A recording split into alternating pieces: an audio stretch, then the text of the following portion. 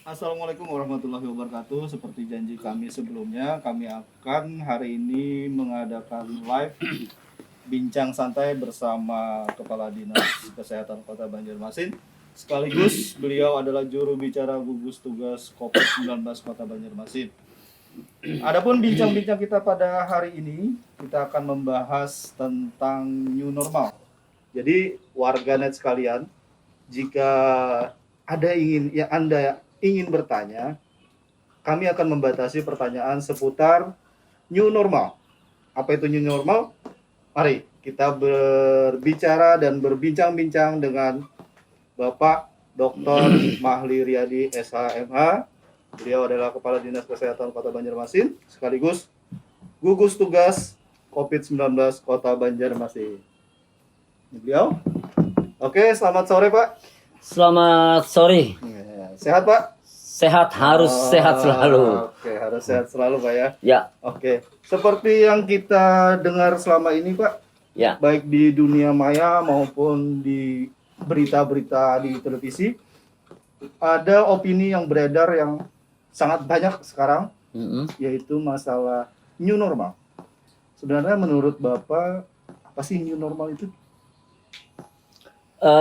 Menurut saya new normal ini sebuah tawaran kebijakan dari pemerintah, karena memang ini sebuah gagasan yang berasal dari WHO dalam menghadapi situasi pandemi di dunia, termasuk di Indonesia yang sampai hari ini kita rasakan yang belum berakhir. Sehingga konsep new normal itu barangkali dalam bahasa yang sederhana saya pahami adalah suatu tawaran untuk berdamai dengan COVID-19. Atau dengan bahasa lain, di mana kita dituntut untuk melakukan penataan ulang terhadap kehidupan kita yang baru. Jadi kita dituntut untuk bisa menyesuaikan hidup dalam keadaan lingkungan yang baru. Itu barangkali definisi operasional new normal. Oke Pak. Sekarang masa PSBB Kota Banjarmasin akan berakhir di tanggal 31 Mei 2020. Ya. Tentunya Kota Banjarmasin akan mengambil kebijakan selanjutnya dalam rangka percepatan penanganan COVID-19 ini. Apakah boleh dikatakan Pak, kebijakan new normal ini merupakan kebijakan lanjutan daripada PSBB tersebut? Saya kira sesudah PSBB yang ketiga yang berakhir pada tanggal 31 Mei ini, apakah pemerintah Kota Banjarmasin akan mengambil langkah kebijakan new normal atau tidak? Saya kira itu tidak bisa kita jawab saat ini, dan tentu saya kira untuk menentukan sebuah kebijakan new normal di Banjarmasin tidak bisa gegabah. Harus kita lakukan pertimbangan-pertimbangan terhadap kondisi kasus yang ada, fakta saat ini. Ya, sebagaimana syarat-syarat yang disampaikan oleh WHO itu, ya angka kematiannya bagaimana, termasuk juga kesiapan fasilitas pelayanan kesehatannya bagaimana, itu juga harus menjadi pertimbangan utama saya kira yang harus kita perhatikan. Jadi untuk menuju kebijakan pelaksanaan new normal di Banjarmasin, ya harus dilakukan analisa yang lebih mendalam. Tetapi ya tentu kita akan menuju ke arah sana. Kita akan menuju ke arah sana. Ya mungkin saja di bulan Juli kah, atau bulan Agustus, September. Nah ini tentu akan kita pertimbangkan. Yang jelas kita memang menuju ke arah sana. Oke. Artinya time-nya belum tahu Pak ya? Ya, waktunya Apakah belum kita tahu. menggunakan kebijakan new normal atau tidak belum bisa dipastikan sekarang. Ya, belum bisa dipastikan sekarang karena memang lonjakan kasus COVID-19 itu kan masih tajam ini, sehingga belum melandai. Kita belum ketemu puncaknya masalahnya di Banjarmasin. Betul Pak, betul. Jadi ada juga yang beranggapan Pak, warganet banyak beranggapan bahwa kebijakan new normal ini adalah lebih berpihak kepada pelaku dunia usaha. Karena seperti yang kita ketahui, pada saat pelaksanaan PSBB, banyak sektor-sektor usaha yang dilarang buka, dilarang beroperasi seperti itu. Apakah menurut Bapak bisa seperti itu juga? Saya kira alasan itu bisa dibenarkan ya. Kenapa? Karena memang kepentingan ekonomi ini juga tidak bisa kita abaikan. Karena apa? Karena seperti yang Ibu Sri Mulyani sampaikan, Menteri Keuangan kita, antara kesehatan dengan ekonomi itu sama dengan satu koin dengan dua sisi yang sama, sebenarnya sama-sama penting. Kalau terus-terusan kita berlakukan PSBB, ya seperti yang kita rasakan sekarang ini, ya banyak hotel yang tutup, kemudian pabrik-pabrik tutup, pertokoan juga tutup, mall juga tutup, yang itu sangat berdampak pada munculnya orang-orang miskin baru. Dan ya mau tidak mau orang miskin baru ini juga akan menambah beban pemerintah. Nah, sehingga harus ada kebijakan yang jenius, yang dua-duanya tidak terkalahkan. Artinya antara kesehatan dengan ekonomi ini juga harus berjalan dua-duanya. Nah, tentu diperlukan persiapan-persiapan dan pertimbangan-pertimbangan ekonomi jangan sampai mati, lumpuh ekonomi suatu negara, maka juga akan banyak orang-orang miskin dan juga akan memunculkan menjadi trigger untuk terjadinya sebuah kejahatan di wilayah. Kalau ketika orang miskin banyak, kemudian ketika urusan perut ini sudah tidak terpikirkan, nah ini juga memicu terjadinya sebuah kerusuhan, orang melakukan anarkis, nah sehingga akan menjadi tanggung jawab negara juga. Nah sehingga formulasi yang diperlukan ketika kita ingin memberlakukan new normal, betul-betul sebuah analisa yang sangat matang, saya kira itu penting sekali untuk menjadi perhatian. Kalau boleh saya membaca kebijakan daripada pemerintah pusat ini, Pak, apakah bisa disimpulkan bahwa kebijakan ini adalah merupakan sebuah keputusan win-win solution antara penanganan kesehatan dengan penanganan ekonomi, Pak? Saya kira saya sependapat dengan Anda. Ya. Karena di PSBB memang benar kita lihat dampaknya, dunia usaha banyak yang berjatuhan. Ya. Artinya bagaimana mengevaluasi pelaksanaan PSBB, yaitu dengan cara menerapkan new normal yang akan datang. Oke, sekarang kita lanjut, Pak. Ya. Kalau boleh kita berandai-andai. Ya. Seandainya nih, Pak, Banjarmasin menerapkan kebijakan new normal. Kira-kira hal seperti apa yang harus dipersiapkan oleh Kota Banjarmasin? Oh, baik. Jadi kalau pemerintah Kota Banjarmasin ingin menerapkan new normal pasca PSBB yang ketiga, maka persiapan yang harus dilakukan yaitu harus memperkuat sistem pertahanan kesehatan. Kenapa itu yang menjadi prioritas nomor satu? Ya karena begitu kita masuk pada era new normal akan muncul apa yang menjadi kekhawatiran kita selama ini. Orang selama prinsip PSBB menjaga social distancing, physical distancing, ini kan menjadi sebuah kontradiktif dengan kebijakan new normal, di mana toko-toko, mal-mal dibuka, kantor-kantor dibuka, sebuah kebijakan antara new normal dengan konsep PSBB yang sebenarnya bertolak belakang. Nah, sehingga ya harus dipertimbangkan pertahanan suatu daerah, khususnya dalam bidang kesehatan, harus diperkuat. Jadi seiring dengan memperkuat sistem pertahanan kesehatan di suatu daerah, terutama kita Banjarmasin, dengan menambah jumlah tempat tidur dan juga menambah rekrutmen sumber daya manusia kesehatannya, dokter, perawat kita harus ditambah melalui sebuah proses rekrutmen, barangkali mencari relawan juga ketersediaan obat dan PCR, ya ini mau tidak mau juga menjadi skala prioritas untuk didahulukan. Nah setelah itu sambil beriringan ya memang new normal jalan harus tetap melaksanakan protokol kesehatan secara ketat, ya.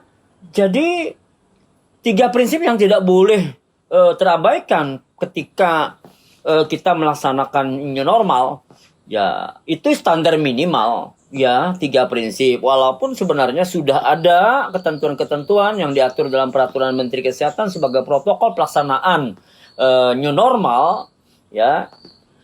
Jadi minimal yang pertama, setiap orang yang keluar rumah, baik itu dia untuk berjualan, berdagang, si penjual dengan si pembeli wajib hukumnya memakai masker. Sama-sama pakai masker. Betul. Nah, jadi kedua-duanya ini bermasker. Nah, yang kedua, harus menyediakan sarana cuci tangan dengan air yang mengalir, sabun yang tersedia di sana. Di Atau setiap tempat Pak ya? Oh iya, harus di setiap tempat, toko-toko, tempat minimarket itu harus menyediakan itu. Kemudian ya yang ketiga, kalau ini terjadi di mall, dia harus betul-betul memperhatikan physical distancingnya, jarak orang dengan yang satu dengan yang lain ketika antri itu ada tempat yang jelas harus diperhatikan oleh mereka. Begitu juga dengan pasar tradisional. Nah ini tentunya yang lebih rumit, yang bikin masalah, ya. Kalau di mall itu paling mudah barangkali untuk penegakan disiplin, insya Allah tidak begitu sulit, ya. Karena kita tidak ketemu dengan orang yang ngerokok di sana, ya lebih mudah ketimbang pasar tradisional yang menuntut kita untuk lebih ekstra. Nah ini ya harus melibatkan TNI Polri, ya TNI Polri untuk menegakkan sebuah disiplin. Kalau boleh dilihat Pak ya, Ya. kebijakan PSBB tentu ada positif dan negatifnya. Nah begitu juga dengan kebijakan new normal. Ya. Mungkin pandangan Bapak dari sisi positif dan negatifnya kira-kira apa itu Pak? Oh ya, jadi kalau kita PSBB, betul sekali, ini antara PSBB dengan new normal ada plus minusnya. Betul. Kalau dengan PSBB itu dasar hukumnya jelas. PSBB itu adalah perintah undang-undang nomor 6 tahun 2009. Di dalam pasal 15 ayat 2 huruf B, ya, salah satunya yaitu dari 4 tools alat yang disediakan oleh undang-undang ini dalam mengatasi pandemi, salah satunya adalah PSBB yang kita pakai. Ini dasar rujukan PSBB itu adalah perintah undang-undang. Yang kedua, ketika kita melaksanakan perintah undang-undang ini, ada sanksi yang tegas dalam undang-undang. Tujuan PSBB ini adalah untuk mengurangi, memutus rantai penularan, ya, penyebaran COVID-19, dengan cara tadi membatasi. Ya, membatasi kegiatan-kegiatan sosial, kegiatan belajar mengajar, termasuk beribadah. Ya, beribadahnya di rumah saja, bekerjanya di rumah saja, belajarnya di rumah saja. Nah, ketika ada orang yang ngelawan, misalnya nih menghalang-halangi, melawan petugas ketika petugas mau melaksanakan upaya-upaya penegakan PSBB, ada sanksi.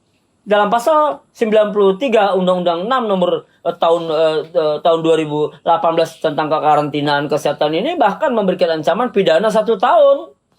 Nah, jadi itu ancaman pidananya ada. Kemudian di dalam peraturan pemerintah nomor 21 tahun 2020 dan begitu juga di dalam Permenkes nomor 9 tahun 2020 tentang juknis pelaksanaan PSBB yang mengamanatkan diatur lebih lanjut dengan peraturan bupati wali kota. Nah, kita bisa memberikan sanksi mulai penahanan identitas KTP orang, kemudian sampai dengan pemberian sanksi untuk tidak membuka tokonya, bahkan mencabut izin toko tersebut. Itu keuntungan PSBB. Artinya apa? Ada alat pemaksa. Ketika orang tidak memakai masker, ada sanksi yang bisa kita jatuhkan secara langsung. Tetapi versusnya dengan new normal, ini betul-betul menyerahkan kebijakan itu kepada kesadaran masyarakat itu sendiri. Nah, sehingga yang menjadi panglima dalam kebijakan new normal itu ya masyarakat itu sendiri. Ya, yang menentukan dia mau sehat atau tidak, karena tidak ada lagi dasar hukum untuk memaksa orang ketika dia tidak menggunakan masker. Kita mau jatuhkan sanksi apa? Tidak ada, Pak ya. Tidak ada kekuatan hukum. Tidak ada kekuatan hukum yang kuat sebagaimana PSBB. Nah, ini yang tentunya juga menjadi dilematis. Ya, kenapa? Ya, karena memang tadi kita tidak melaksanakan PSBB. Sedangkan new normal, kebijakan new normal itu nggak ada dalam undang-undang kita. Tidak ada. Dalam undang-undang kekarantinaan maksudnya. Ya, di Undang-Undang Nomor 6 2009 itu tidak mengatur tentang kebijakan new normal. New normal ini kan produk import. Betul. Dari luar negeri Diadopsi. diadopsi ke Indonesia, mau diterapkan di Banjarmasin di Indonesia, begitu kan? Maka ya tentu keadaan yang seperti ini ya kita sesuaikan dengan kondisi budaya masyarakatnya. Kalau di luar negeri barangkali orang disuruh berdisiplin begitu mudah dan taat. Betul. Nah, kita di sini Sangat sulit, Pak ya. Seperti kita melaksanakan PSBB. nah itu faktanya. Sangat sulit, jadi beda budaya. Ya. Kalau misalkan boleh diprediksi nih, Pak, ketika kita menerapkan new normal, sektor apa yang paling dirugikan, Pak? Ya tentu yang terdampak dengan kebijakan new normal ini sektor atau kelompok mana yang dirugikan? Saya kira yang menerima dampak nomor satu itu adalah masyarakat sendiri. Betul.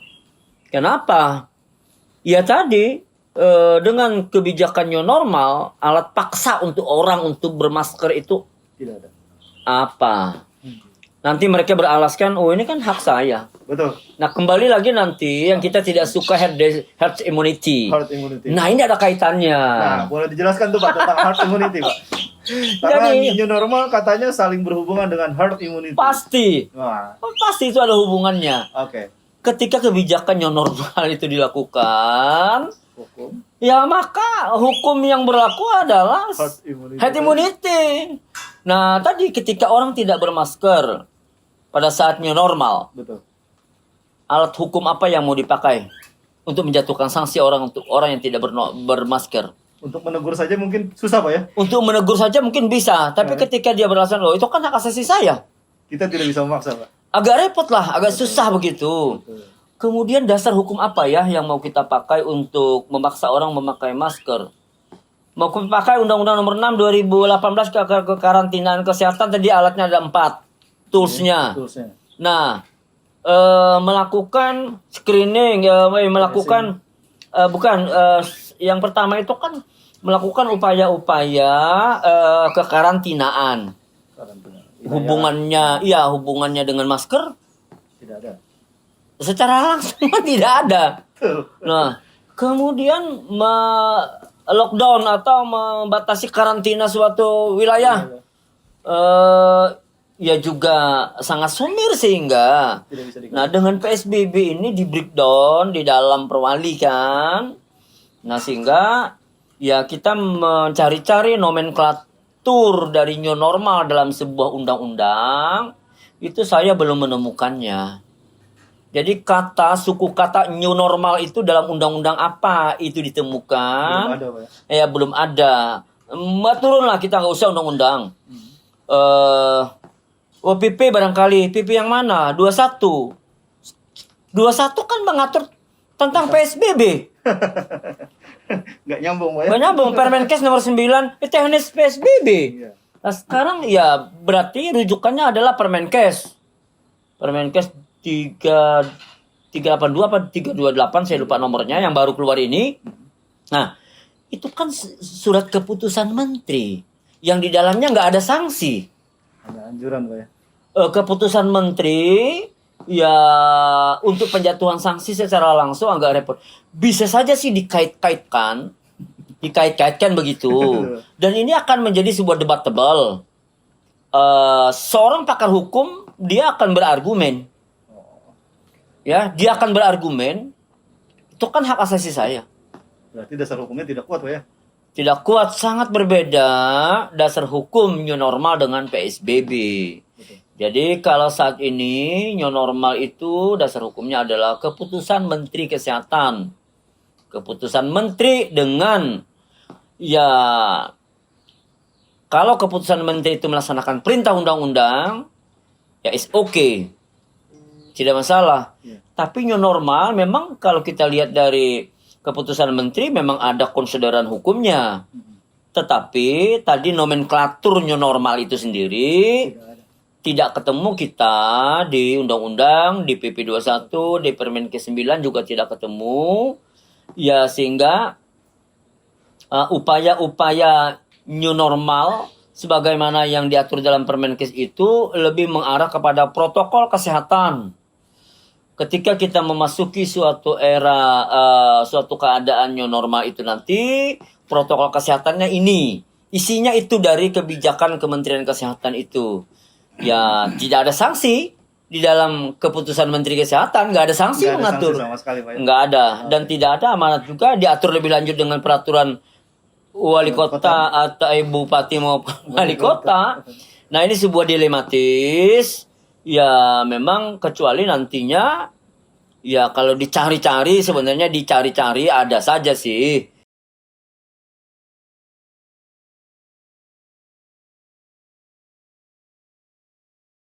Ya, saya kira seperti yang Mas Imam sampaikan betul sekali. Ya memang kalau kita memberlakukannya saat ini ya prematur namanya. Ya. Betul. Ya berisiko sekali. Kita belum siap. Ya, kesehatan kita belum siap untuk melaksanakan hal itu. Ya memang dalam pelaksanaan ini memang harus berhati-hati. Betul. Jadi situasi kondisi yang memang tadi mempertimbangkannya dengan matang, persiapan-persiapannya memperkuat sistem layanan kesehatan kita. Itu poinnya. Ya, betul, sepakat dengan dia. Terlalu dini, Pak ya? Terlalu dini untuk kita, khususnya Banjarmasin. Banjarmasin. Ya, kalau daerah lain mungkin ya bisa. Kalau kita belum bisa. Kalau memang dikatakan terlalu dini, Ya. kalau kita kaitkan dengan masa PSBB jilid 3 nih, Pak, Ya, yang akan berakhir di 31 Mei 2020. ya. Apa kira-kira gambaran pemerintah Kota Banjarmasin dalam mengambil kebijakan penanganan COVID ini, Pak, selain daripada new normal? Alternatif barangkali Betul. yang menjadi pertimbangan pemerintah daerah, yang pertama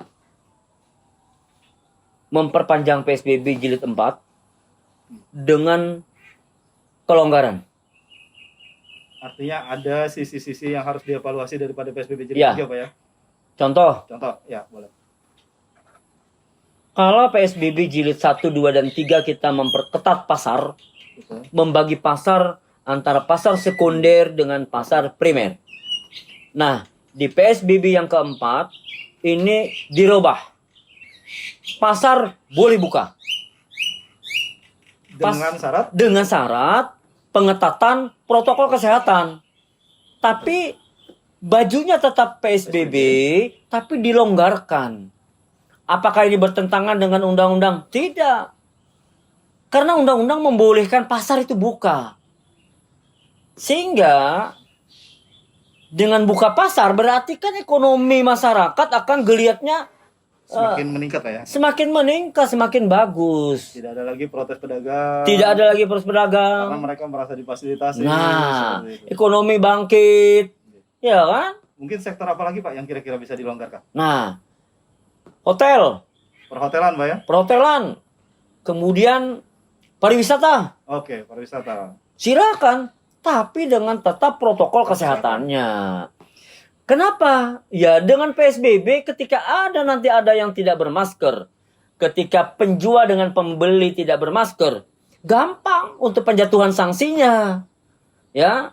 Tadi di sisi lain dilonggarkan, tapi penjatuhan sanksi memiliki dasar hukum yang kuat. Karena ada PSBB. Karena ada PSBB. Jadi PSBB yang dilonggarkan.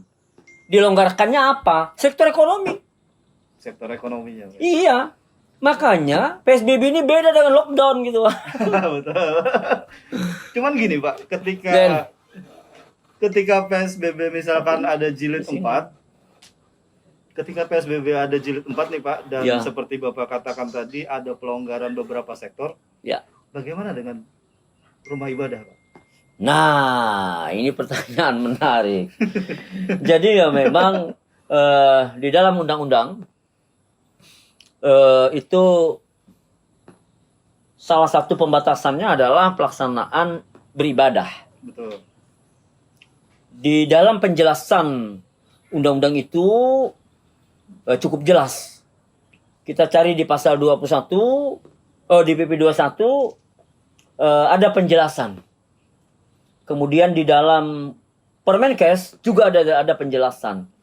Beribadah ini memang di dalam ketentuan pasal 13 Peraturan Menteri Kesehatan nomor 9 ayat pasal 13 Permenkes nomor 9 ayat 4 menyebutkan bahwa beribadah sebagaimana yang dimaksud pembatasan di situ adalah dilaksanakan di rumah. Tidak dilaksanakan di masjid-masjid musala. Nah, ini tentu menjadi sebuah hal yang selama ini menyinggung rasa keadilan yang ada pada masyarakat. Betul.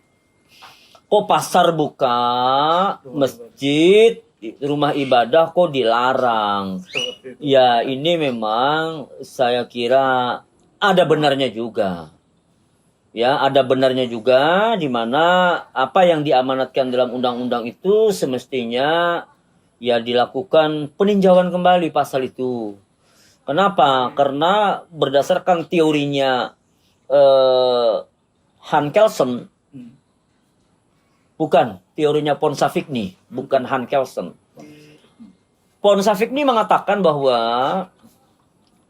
kita sambil ngopi. Oke. Nah, Benar. ini Jadi ini bisa dikatakan ya kopi sore-sore kopi jahe nih yang sehat. Ambil lagi. boleh di acara kita boleh disingkat jadi Bisako. Nah, bisa kok.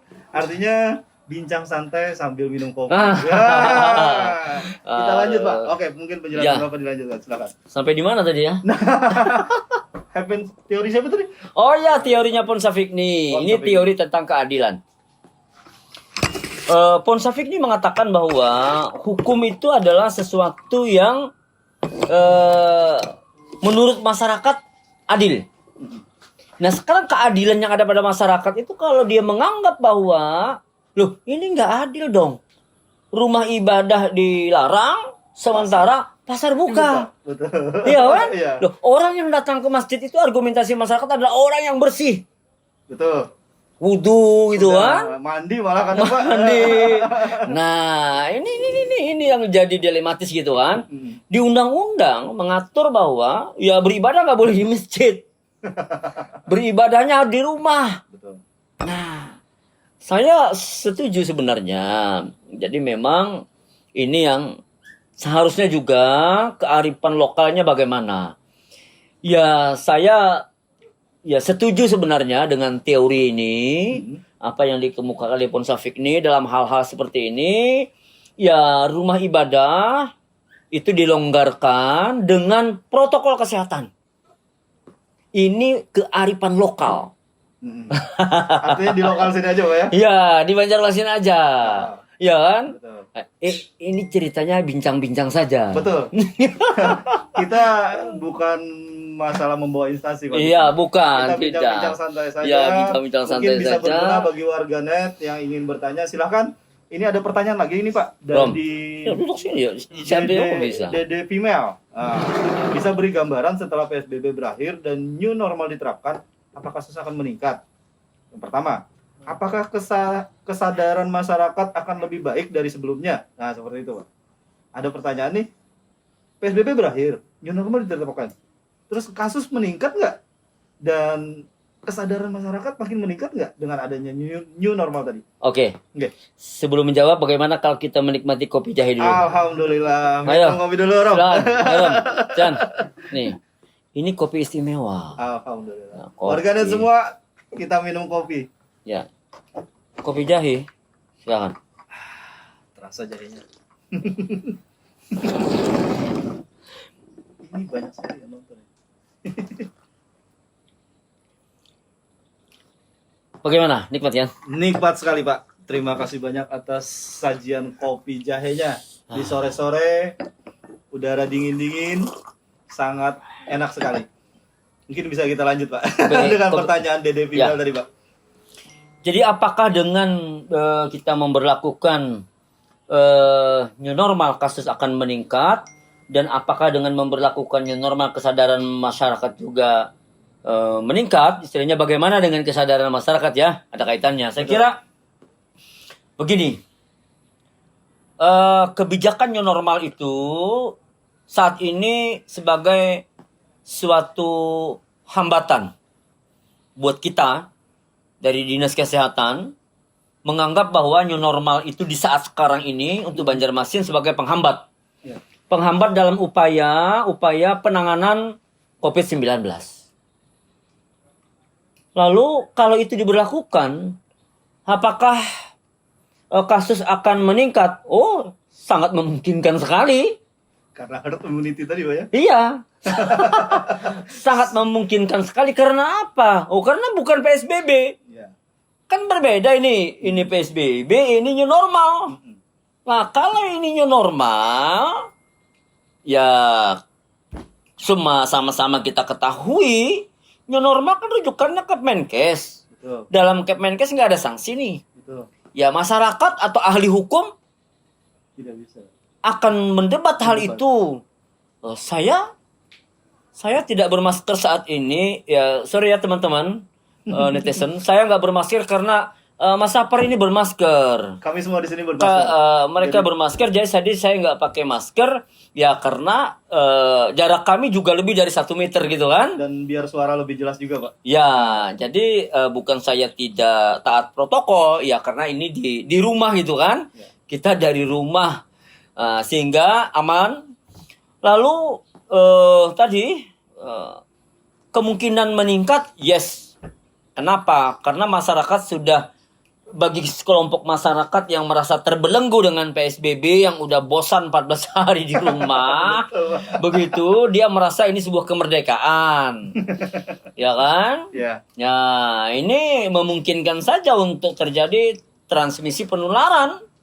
Karena tidak ada pembatasan Karena pergerakan tadi masyarakat lagi, Pak ya? Iya, yang kedua, siapa yang menegur mereka ketika mereka tidak bermasker?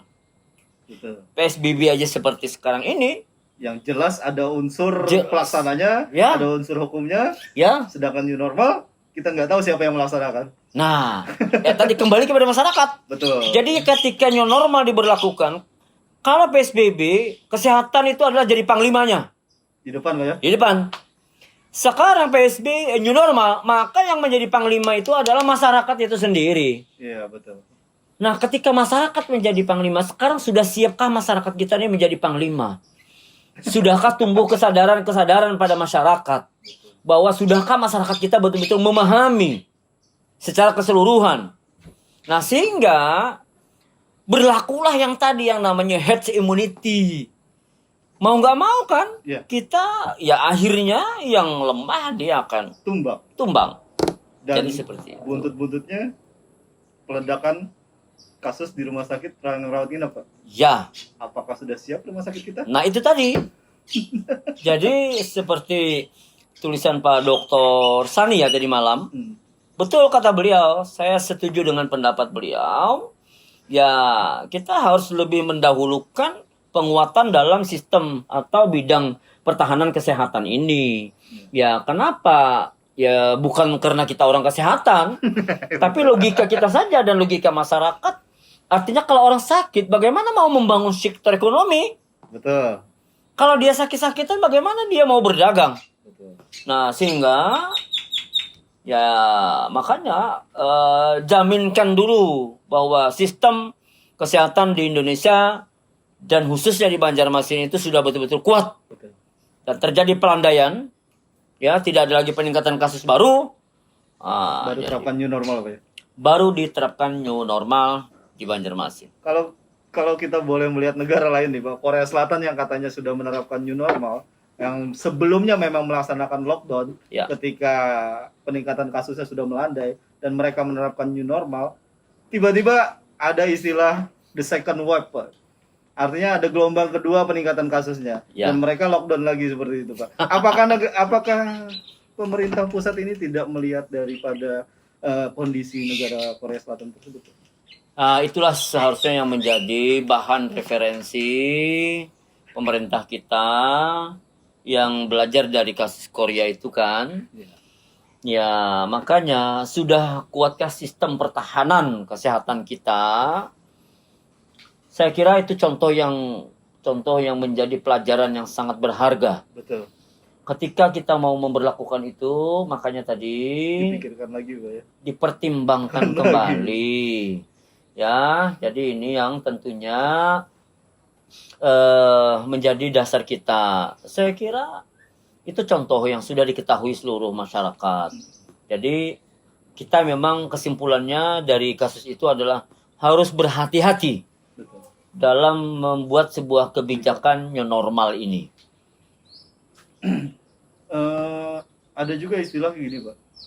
Memang pada kebijakan PSBB maupun new normal nanti, artinya yang paling dipentingkan adalah tingkat kesadaran masyarakat itu sendiri sebenarnya, Pak. Ya. Sementara negara Korea Selatan yang notabene di negara mereka itu Tingkat kedisiplinannya tinggi. betul. Nah, kita bandingkan dengan di Banjarmasin aja, Pak. Nggak usah di Indonesia deh. Kita dibanding. Apa bisa kita menerapkan new normal itu di Banjarmasin, Pak? Aduh, berat sekali. Berat sekali. Berat sekali saat ini. Kenapa? Ya tadi pembandingkan kultur, Budaya, Pak. ya, kultur budaya masyarakat Korea, Korea Selatan ya, Betul, Korea Selatan. dengan Banjarmasin. Ya, saya kira semua orang mengetahui lah bahwa disiplin mereka sudah sangat tinggi sekali. Kedisiplinan kita, ya warga Banjarmasin khususnya harus masih selalu ditingkat-tingkatkan. Ya, ya itu tadi. Jadi agak sangat sulit sekali. Dan ini tantangan yang sangat besar sekali buat kita, pemerintah daerah, dan saya yakin Pak Wali Kota sudah menyampaikan wanti-wanti kepada kita bahwa untuk penerapan kebijakan ini pun beliau juga sangat berhati-hati. Sehingga nantinya pada besok hari kita akan melaksanakan rapat. Kata Ya. terakhir PSBB, Pak ya? Ya, rapat evaluasi PSBB yang ketiga. Jilid 3. Jilid 3 besok. Ya nanti Mas Sapar ikut supaya menyaksikan secara langsung bagaimana nantinya seluruh elemen diundang termasuk para sektor ekonomi. Mudah-mudahan nanti Pak Wali mengundang juga dari sektor pelaku usahanya, Betul. sehingga ya ini betul-betul kita analisa kebijakan itu secara matang.